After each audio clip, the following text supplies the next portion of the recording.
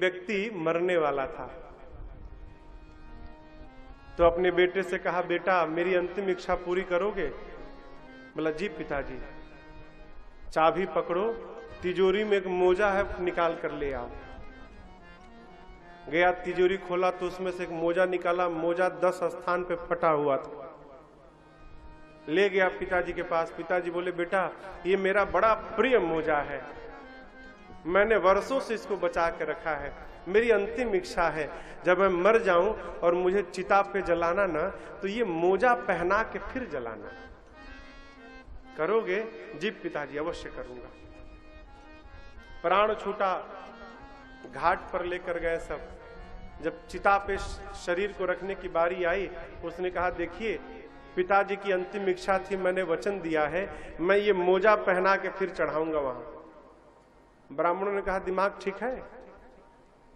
चिता पे रखने के समय शरीर पर कोई कपड़ा नहीं रहता है। बोले, हम नहीं जानते, पिताजी की इच्छा मैं पूरा करूंगा ही करूंगा, बिना पहना मैं रखने नहीं दूंगा।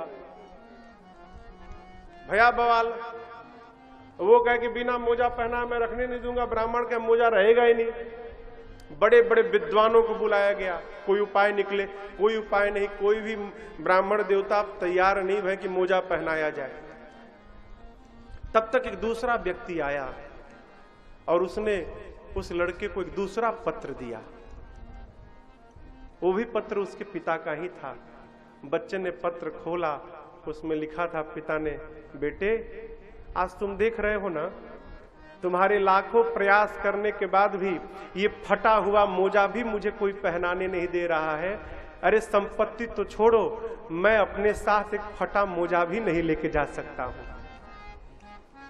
मैं तुमको समझाने के लिए कहा था, जीवन में खूब पैसा कमाना, धन कमाना, लेकिन साथ में थोड़ा वो भी कमाते जाना जिसको साथ में लेकर अगले जन्म तक यात्रा कर सको। क्यों?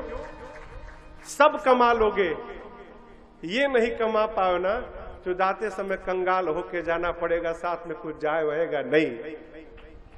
नहीं साथ जाता अरे खजाना किसी का, इसलिए नहीं चाहिए दिल दुखाना किसी। बाबा ने बताया नहीं, लेकर गए कैलाश और शंकर भगवान 87,000 वर्ष के लिए समाधि में चले गए।